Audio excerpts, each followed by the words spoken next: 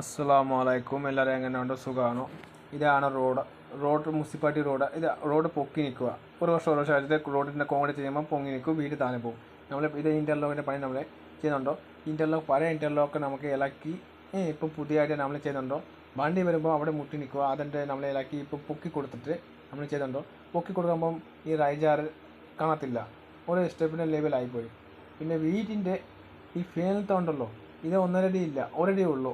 Minimum 2.5 അടി കൊടുക്കണം. ഇല്ലെങ്കിൽ 2.5 അടി മിനിമം 2.5 അടി കൊടുക്കണം. റോഡ് സൈഡ് പണി ചെയ്യുമ്പോൾ, വീട് ചെയ്യുമ്പം മിനിമം 2.5 അടി കൊടുക്കണം. അത് ശ്രദ്ധിക്കണം. 2.5 അടി കൊടുക്കുമ്പം പിന്നെ കുഴപ്പം വരത്തില്ല, അത്ര പ്രശ്നം വരത്തില്ല. പിന്നെ ഒരു കാര്യമുണ്ട്, ഇൻ്റർലോക്കിൻ്റെ പണി ചെയ്യാൻ സമയത്ത് മണ്ണ് ലെവലാക്കി ചീപ്സ് കൊടുക്കണ്ട. മിനിമം വെള്ളം കൊടുക്കണം. കറുത്ത ചീപ്സ് കൊടുത്തിട്ട് ഇൻ്റർലോക്കിൻ്റെ പണി ചെയ്യണം. ഇല്ലെങ്കിൽ വണ്ടി വരുമ്പോൾ മഴ വരുമ്പം വേറെ പ്രശ്നം വരത്തില്ല. എനിക്ക് വീഡിയോ ഇഷ്ടമുണ്ടെങ്കിൽ എല്ലാവരും കമൻറ്റ് ചെയ്യുക, സബ്സ്ക്രൈബ് ചെയ്യണം.